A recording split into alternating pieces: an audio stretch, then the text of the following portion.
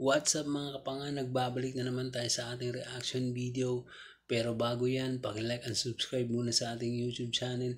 I-click nyo na rin ang notification bell upang kayo ang unang makakita sa ating mga bagong upload na mga videos. At ito, huwag na natin patagalin, play na natin at magre-react na tayo. Fight Night on Dessert, brought to you by William Hill. Right, once you're expecting you both your beer instruction all times. I'll take a break, you both clean. Defend yourselves at all times. Best luck to you both. Touch gloves. Touch gloves.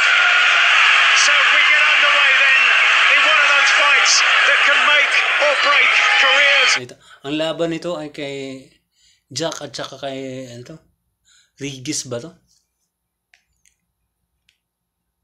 Ito, round 1 na. And reputations. Two southpaws who are, we've seen throughout their careers, adept and accomplished at dealing with fellow southpaws. This has all the makings of a high quality affair. Sometimes you can just break a guy's rhythm with just throwing a simple 1-2 down the pipe. You know, there's all of this fancy. Itong mga boxer na to, hindi sila masyadong aggressive. Malayo sila sa isa't isa. Kaya round 1, parang wala pa silang ginagawang patama. Posture and feinting, shifting of shoulders and feet and head. Pagmamatsyag pa ang ginagawa nila. Inaalam pa nila yung galaw ng isa't isa. He waited for the opportunity, took the opportunity. Best shot of the fight so far, landed by Jack Catterall in the closing stages of the round. This is what he does, Catterall. He waits. He's so clever. I was saying at the beginning how both of these have strong records against southpaws. Ito namang, sino ba to? Si Jack ba to? Medyo hindi siya ganun ka, aggressive. Gusto niya kasi yung, suntok, distansya, ganun yung galaw niya. That's what we're seeing unfold here. Guessing, and trying to read what each is attempting to perform. This has been a good round for Prograis. He's out jabbing, listen, there's nothing really landing. But he is forcing the fight. And good left hand. And that can be the difference in a round like that. That outweighs it. It does, doesn't it? You have to say that. Sa lahat ng mga napanood kong boxing, ito yung parang hindi nagkakatamaan. Kasi ayaw magpaano alam mo yung gulangan, ganun yung style nila, gulangan They'll probably still lean to Prograis for this round. More jabs, more success. He's not even throwing at the land, is he? He's just trying to draw something out there. Sharp 1-2 from Catterall. And that draws reaction from the crowd.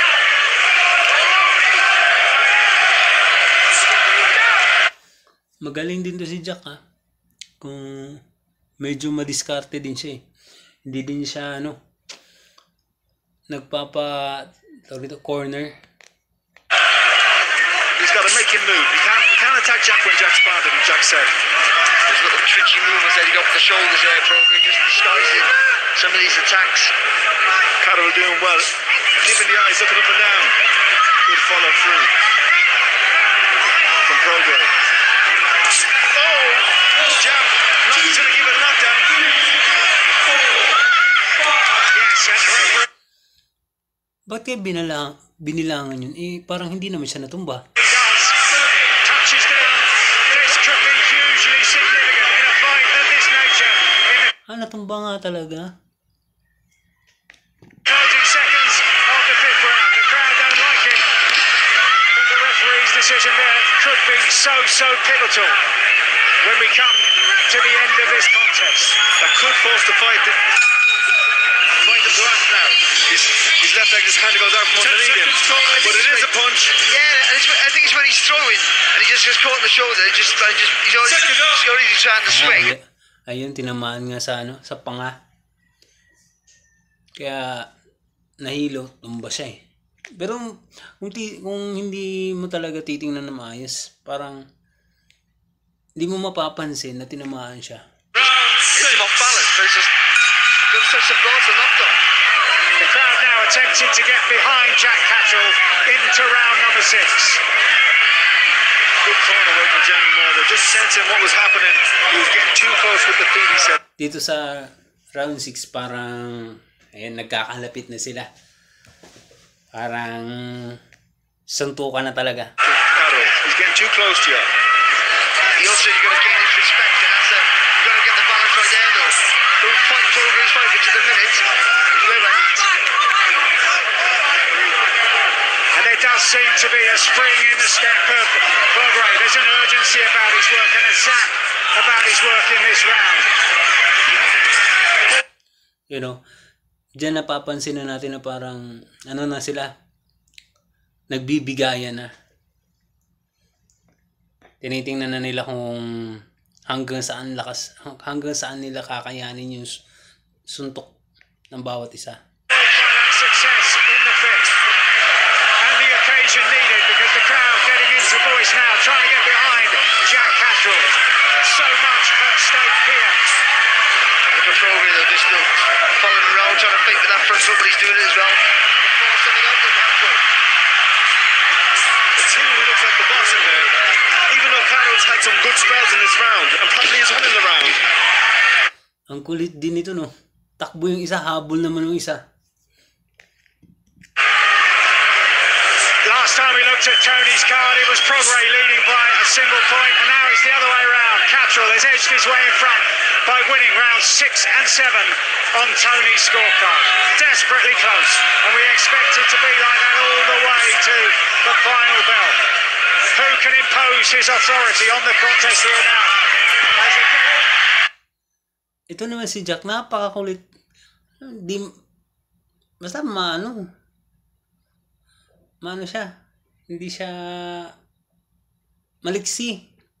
Ganun siya. Progray goes looking for a big overhand right and then slips to the canvas. The crowd want a count. The referee says no. It is compelling to watch the guessing and the second guessing and all the successes of Catterall, like those being cheered by the crowd. But Progray... Ayan na, nagkakalapit na. Parang muntik pang gawing wrestling yung boxing, ah. And Catterall backed off as the two men tumbled to the canvas. But Catterall, no. Ayun na, ginawa nga talagang wrestling yung boxing. Ang kulit. Backed off.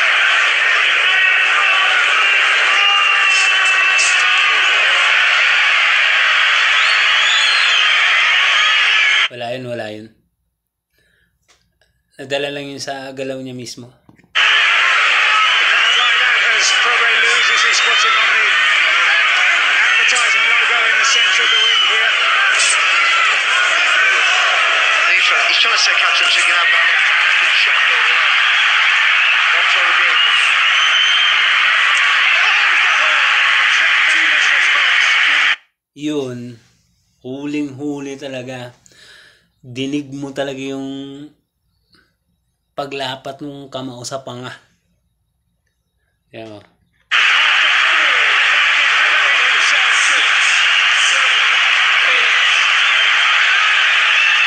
Just over 40 seconds to go in the round. The crowd on their feet now. Ayun, nagsusunto ka na talaga kasi hinahabol din ni ni Jack yung, alam mo yung lasing pa pag tinamaan, parang hilo pa, ganun. Kaya hinahabol niya eh. A huge moment in the fight and in the career of Jack Catterall. Half a minute to go. Progray backs off.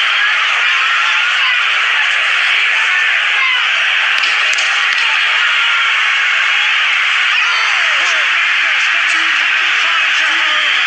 Twice in a round. Ayun na naman. Pangalawa na.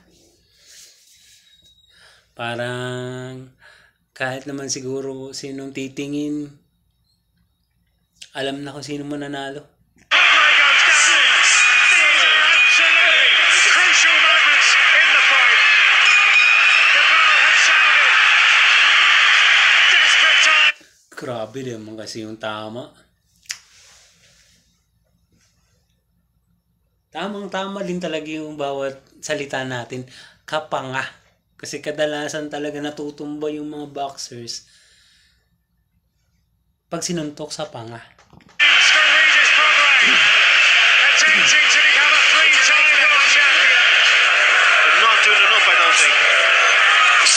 Trying. Leaving himself open for the uppercut. On the left hand. Good work there from Cantrell. Both with evading the shots and coming back with them 2 punches there.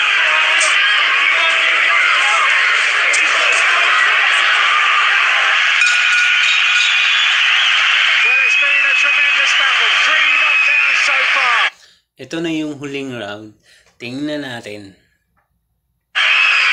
As we head into the final 3 minutes. Good jab at the start of the round from Prograis. Animated were his team in the corner. And there's Tony's scorecard now. Cantrell with a decisive lead heading into this final round. Tingnan mo. Dahil gusto niya makatama o gusto niya matumba yung kalaban.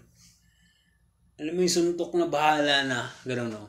Tingnan mo, siya pa yung natumba. There's the desperation from Regis Prograis. That's how much he wants it. The timekeeper raps on the canvas and Cantrell gets behind the jab. A shake of the head from Prograis. Both of them swinging right to the final bell. The referee steps in to part them as the bell sounds at the end of 12 high quality. Tingnan mo. Alam mo yung nasaktan ka na pero bandang huli magkakaayos pa rin kayo. Sugat na yung mukha mo pero bandang huli. Ganun talaga pag sports. Rounds. Manuel Oliver Palomo, 117-108. Bob Williams and Dave Braslow both scored the bout 116-109. All 3 for your winner by unanimous decision. And the new WBO International Super Lightweight Champion, Jack Elgato Canelo. Diba? Si Jack talaga nanalo kasi wala eh. Yung kalaban kasi alatsamba na yung style eh. A rapturous ovation here for Jack Cantrell, the winner of one of the most important nights in his career. Ganun talaga yung sports, may matatalo, may mananalo. At hanggang dun lang pala. Thank you.